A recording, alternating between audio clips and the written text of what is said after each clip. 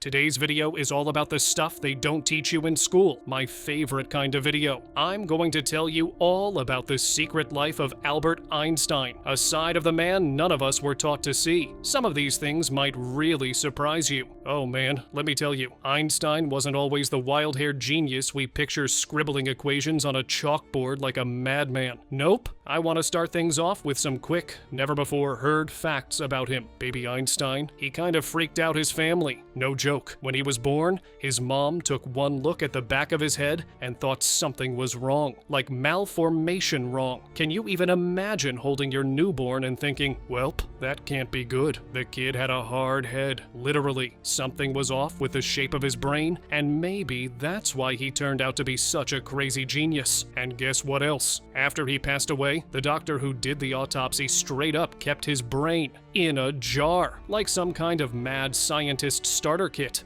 Later on, they got permission to slice it up and pass out little Einstein brain samples to researchers. Imagine getting a piece of Einstein's brain in the mail. Dear scientist, enjoy your brain slice. Please refrigerate upon arrival. And little Albert, he wasn't exactly chatty Cathy. The dude barely spoke until he was about 9. Before that, it was all slow, quiet words, like he was buffering mid-sentence. His parents probably thought, okay, maybe he'll be a mime or a very polite monk. The kid was a dumbass, to be honest. They were just trying to be hopeful. But then, science magic happened. He was 5, sick in bed, probably bored out of his mind, and his dad brought him a compass. That tiny spinning arrow was the gateway drug. He realized there were invisible forces in the world doing weird stuff, and he wanted in. But more on this one later. Now fast forward a bit, Einstein's trying to get into college. You'd think the guy who practically invented modern physics would crush the entrance exam, right?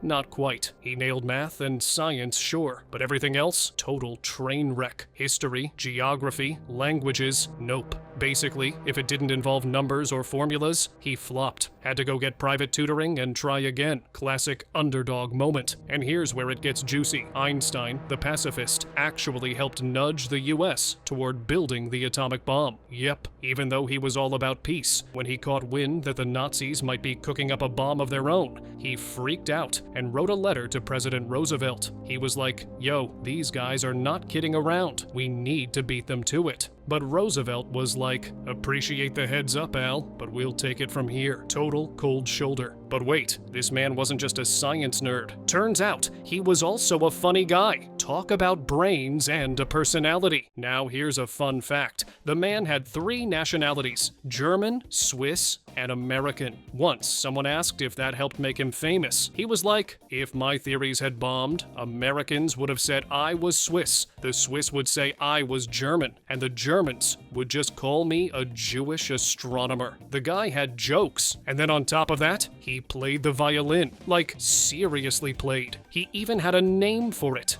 Lena. Isn't that adorable? He'd bust it out when he was sad, when he was stuck on a problem, or just to jam with friends. He once said if he hadn't been a scientist, he would have gone full-on Mozart. Can you picture Einstein in a tux, rocking out at a concert? Because now I can't unsee it. Oh, and when he wasn't doing physics or fiddling, the guy was out sailing. Just him, the sea, and a notebook for his big brain thoughts. I bet he'd be out there, wind in his hair, scribbling E equals MC squared while trying not to capsize. Oh, and by the way, Einstein hated science fiction. The guy thought it messed with people's sense of reality. He was like, guys, stop believing in space magic, okay? Which is hilarious, because guess what? His face inspired Yoda. Yoda, wrinkly green space wizard, total Einstein vibes. And finally, here's the kicker. Israel once offered him the presidency. Seriously. After their first president passed away, they were like, Einstein, you're up.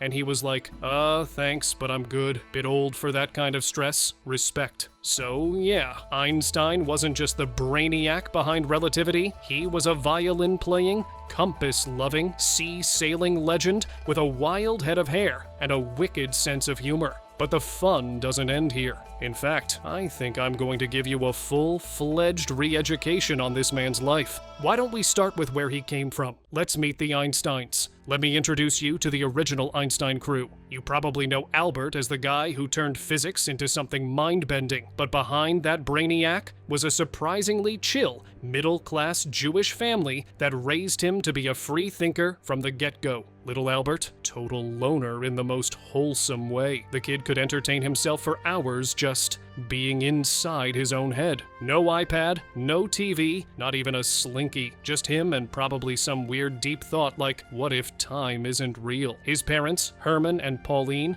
were the hands-off type in the best possible way. They didn't hover or force stuff on him. Instead, they let teenage Albert pick his own path. Education, career, even religion and citizenship. Like, wanna be Swiss? Go for it. Drop religion? Sure. Want to be a violinist or a scientist or a sailor philosopher? You do you, kid. Now, the whole religion thing, that was a phase. Little Albert got really into Jewish practices for a hot minute, like he was that 12-year-old passionately chanting Hebrew, while his friends were out playing stickball. But then he started reading popular science books. And there you have it. His brain short-circuited the moment he realized a lot of Bible stories didn't exactly line up with gravity and thermodynamics. He was like, wait, a burning bush that talks? Nah, I'm good. Still, even after he dropped the religious part, he never stopped identifying as Jewish and later supported the Zionist movement. So it wasn't a total ghosting, more of a respectful, it's not you, it's relativity. Let's talk about Papa Einstein, Herman. The guy was a decent businessman, not exactly a tycoon, but he did all right. He also had a strong independent streak, just like his future Nobel Prize winning son. He really wanted Albert to become an engineer, probably imagining him in a lab coat with a respectable 9 to 5. But the true engineering brain in the family, that was Uncle Jacob. This guy was patenting electrical inventions like it was no big deal. He probably cornered Albert at family dinners like, so kid, built any dynamos lately? It was that combo. Dad's push and uncle's nerdy influence that got young Al diving headfirst into the world of science and math. Now, enter Pauline, Albert's mom and the original tiger mom of the violin world. She was a serious music lover and made sure her boy had some culture. At 6, Albert started violin lessons. Probably with a lot of eye-rolling, but hey, it stuck. That discipline she drilled into him, it came in handy later when he was solving the mysteries of the universe. Nothing says focus like trying to master a Bach sonata while your brain is still figuring out fractions. And last but not least, there was Maya, Albert's little sister and total ride or die. Born 2 years after him, she wasn't just tagging along. Maya was brainy in her own right. She followed her big bro to Switzerland, crushed academia, and walked away with a PhD in Romance languages. Seriously, how smart was this family? Imagine Thanksgiving at the Einsteins. Violin solos, philosophical debates, and someone probably quoting French poetry over dessert. So yeah, the Einsteins weren't flashy or loud, but they built a household where curiosity, independence, and brains were just the family norm. They didn't push Albert to be a genius. They just gave him the space to become one. Parents, take notes. Now, what about his school life? Okay, so here's the thing everyone thinks they know about Einstein, that he was some hopeless kid who flunked out of school and magically turned into a genius. But surprise, that's mostly a myth. Yeah, sure, he didn't exactly ace every subject. History and languages weren't really his jam. But when it came to math and science, the guy was basically doing mental gymnastics while everyone else was still figuring out long division. Now, did he skip class? Absolutely. Did he pull some last-minute cram sessions like the rest of us mortals? Also, yes, but he still crushed the important stuff. By 12, he was casually teaching himself geometry for fun, which is honestly a level of nerd power I can't even comprehend. At 16, he wrote his first science paper like it was no big deal. And by 26, he had a PhD and had dropped four revolutionary physics papers in a single year. Like, who does that? Meanwhile, I'm over here struggling to finish a single email. Even back in his teen years, Albert had this rebellious streak a mile wide. He didn't just question authority, he gave it serious side-eye and demanded receipts. Teachers. He thought most of them were kind of rigid. Scientific rules from ancient Greece? Pfft, nice try, Pythagoras. He challenged all of it. It's kinda poetic, really. The guy who couldn't stand authority ended up becoming the authority. The same people who once probably gave him detention later quoted him in textbooks. Wild. Let's rewind a bit to his early school days in Munich. He started off in a Catholic school, and, plot twist, he actually ranked first in his class a few times. His family probably threw mini Einstein parties every time he brought home a gold star. But then came the Luitpold Gymnasium, which sounds fancy, but in reality was about as fun as a wet sock. Super strict, super formal. Einstein hated it. The vibe was less explore your curiosity and more memorize this or else. By 15, he was like, nope, I'm out, and basically started his self-education era. Honestly, respect. At 16, he took a shot at getting into the Swiss Federal Institute of Technology. Big dream, big test, big flop, at least when it came to history and languages. Math and science, crushed it. But still, no admission. Instead of giving up, he took the director's advice and enrolled in a Swiss school that actually encouraged independent thinking. Finally, someone who got him. He graduated from there in 1896, which opened the door to the institute in Zurich. So he gets in, all excited, ready to chase those big physics dreams. And then, out of nowhere, reality check. The lectures were dull, the tests were worse, and Einstein was not feeling it. He's just like me for real. If it weren't for his buddy Marcel Grossman and his legendary note-taking skills, Einstein might have failed out completely. Thanks to Marcel's notebook heroics, Einstein managed to pass his exams and graduate, but the whole experience was so brutal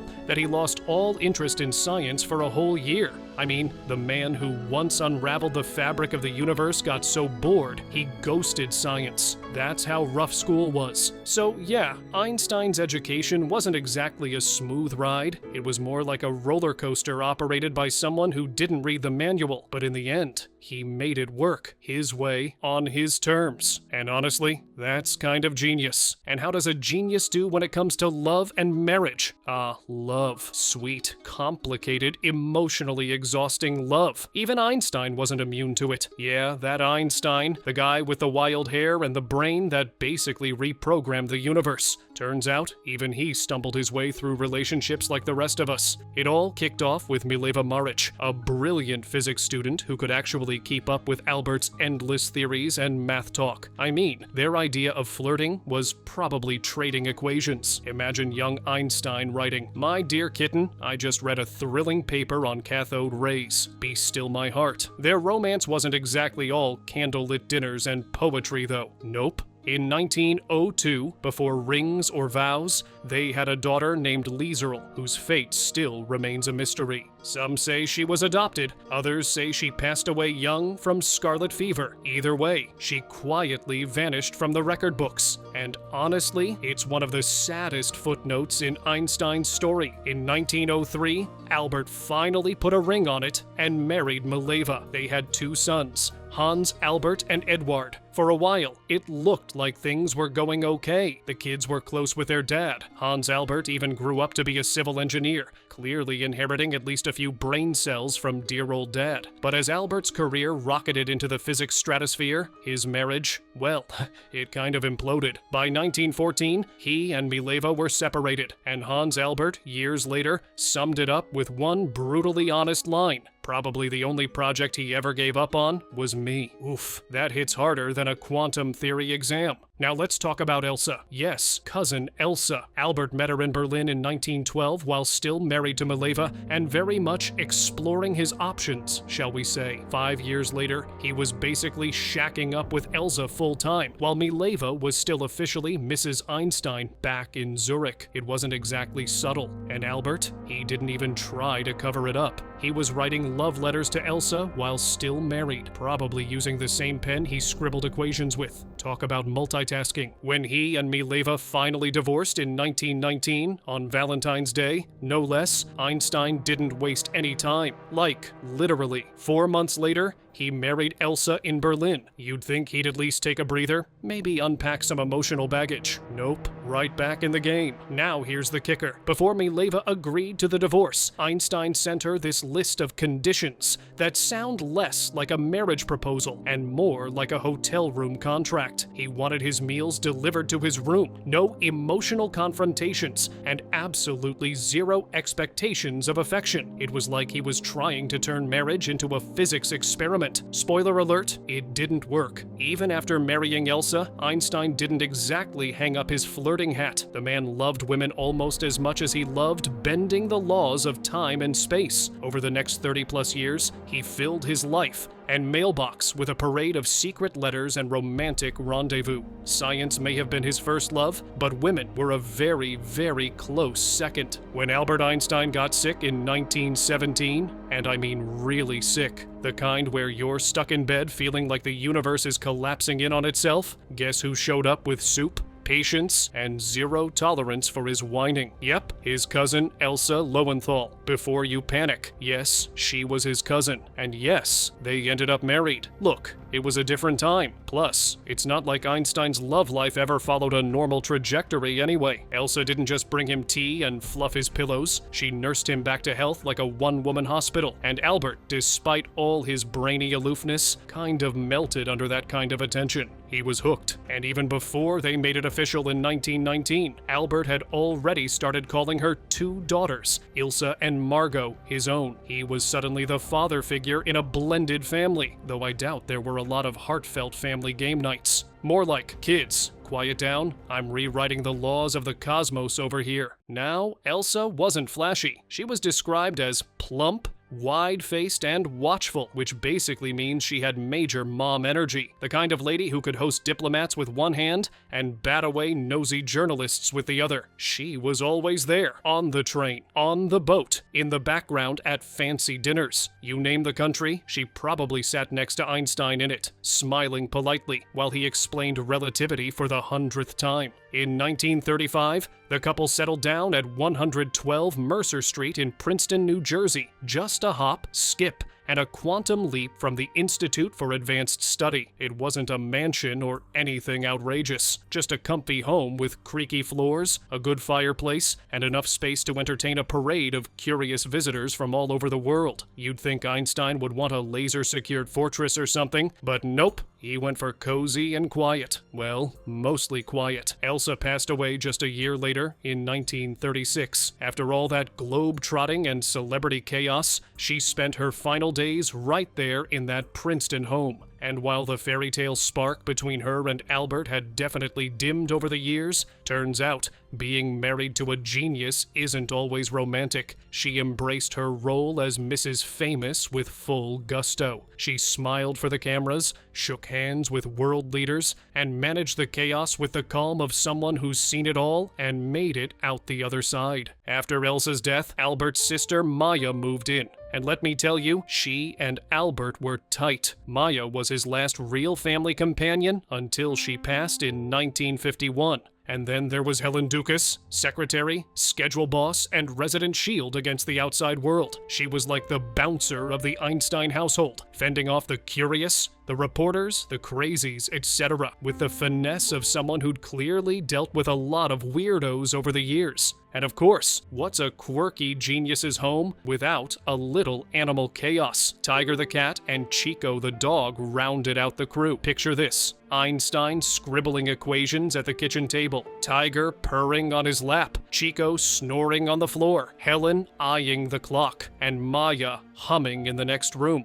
It wasn't glamorous, but it was home. And for Einstein, who spent most of his life orbiting fame like a satellite, Mercer Street was the one place he could just be Albert. Now let's talk about the life and times of the professional genius. It all started with a compass, just a tiny, ordinary compass. Nothing fancy, nothing shiny, just one of those things you might find in the bottom of a junk drawer. But to little Albert Einstein, lying sick in bed at around 4 or 5 years old, it might as well have been a magical artifact. He stared at it like it was some kind of enchanted object. The needle spun and pointed north, like it had a secret mission, and young Albert was mesmerized. He couldn't figure it out. How was this little thing moving without anyone touching it? No strings, no gears, no wizard hiding under the mattress? That mystery lit a fire in his brain that never really went out. From that moment on, Albert was on a personal quest to decode the universe. While other kids were out skipping rocks or eating glue, Albert was basically trying to unlock the secrets of time and space. He called it an eternal riddle, which honestly makes sense because he treated science like it was a treasure map,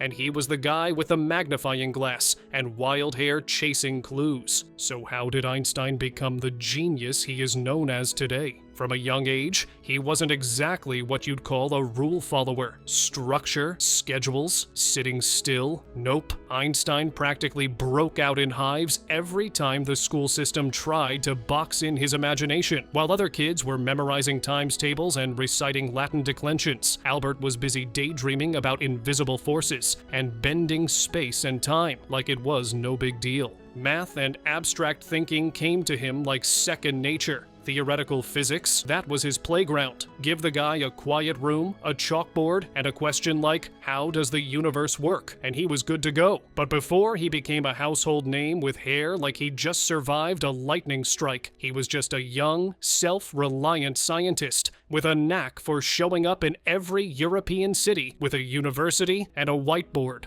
Zurich, Bern, Prague, Berlin, you name it, he taught there. He was the ultimate traveling professor, racking up stamps in his academic passport before it was cool. One moment he was lecturing in Switzerland, the next he was wowing audiences in California, and it was during one of those West Coast gigs at Caltech that someone casually said, "Hey, how about coming to Princeton? We're starting a new think tank." And just like that, in 1933, Einstein packed up for good and made New Jersey his forever home. Yep, the guy who once revolutionized physics landed in a quiet little town, best known for ivy, professors, and that very specific brand of East Coast snow that turns into gray sludge in 5 minutes. But before Princeton, there was the patent office. Oh yeah, Albert's first real job after college wasn't in some high-tech lab. It was in a tiny cubicle at the Swiss Federal Office for Intellectual Property in Bern. He was basically the guy who said, "Nah, that invention's already taken," or "Sure," stamp of approval. But he loved it. No students, no lectures, no grading papers, just pure, uninterrupted thinking time. He once called it the place where he hatched his most beautiful ideas, which makes it sound more like a creative bird nest than a desk job,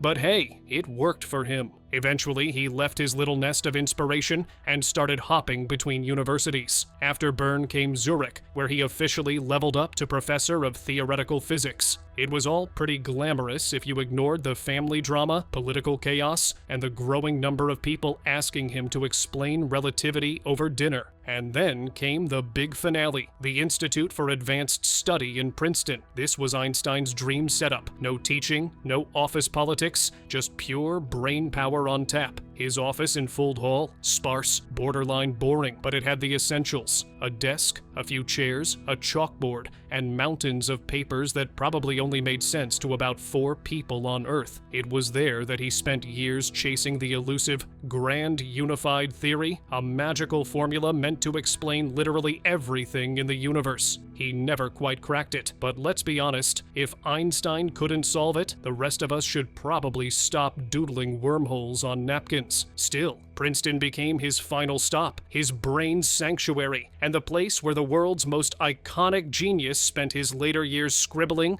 thinking, and occasionally being mistaken for a lost professor wandering around town. Now let's talk about Einstein's miracles of 1905. Ah yes, 1905. While most 26-year-olds are still figuring out how taxes work, or debating whether cereal counts as dinner, Albert Einstein was out here casually rewriting the rules of the universe. That year wasn't just good, it was miraculous. Like he might as well have dropped the mic and walked off stage. The guy earned his PhD PhD from the University of Zurich and published not one, not two, but 4 jaw-dropping scientific papers that would go on to shake physics to its very core. Honestly, the journal Annalen der Physik probably needed a cold drink and a nap after that. Let's just take a moment to appreciate the titles. These weren't exactly beach reads. Try on a heuristic point of view concerning the production and transformation of light. Yeah, I don't know what that means either, but spoiler, it helped lay the groundwork for quantum theory. Then there was his paper on the movement of teeny tiny particles in liquid, aka Brownian motion, one that literally proved atoms exist, which people were still arguing about at the time. Another one tackled the electrodynamics of moving bodies, which later became his famous special theory of relativity. And the grand finale?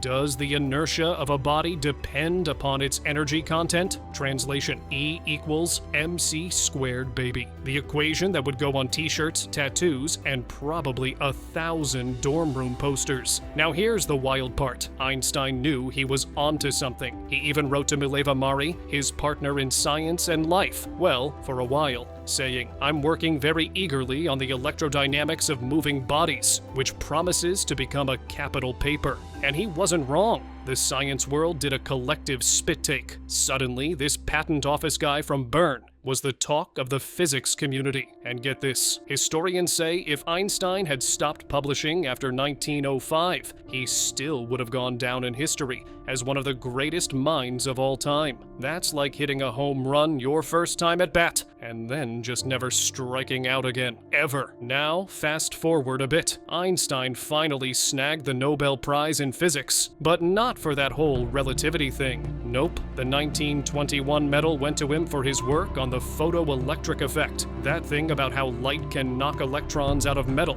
which helped launch quantum mechanics. It was a safer bet for the committee because general relativity still had some skeptics. Apparently, bending space and time was just a bit too spicy for them. The funny part? Einstein didn't even go to Stockholm to get his award. He was too busy being famous on a lecture tour with his wife Elsa, sailing off to Japan like a total rock star. So the German ambassador picked it up for him, even though Einstein had ditched his German citizenship years before. International drama, Nobel style. Eventually, the Swedish ambassador hand-delivered the medal to Einstein in Berlin, and when he did make it to Sweden later that year, he gave his Nobel lecture on, surprise, relativity. Classic Einstein move. Oh, and the actual medal? The genius of science pulling back the veil on nature, who shows up looking like the goddess Isis with a vessel of abundance, floating out of the clouds like it's her grand entrance. Very dramatic. Surrounding that image are the words, "Inventions enhance life," which is beautified through art. Honestly, sounds like something Einstein would have doodled on a napkin while explaining particle theory over lunch. And yes, the medal came with prize money, 121,592 kroner, which was about $32,000 at the time.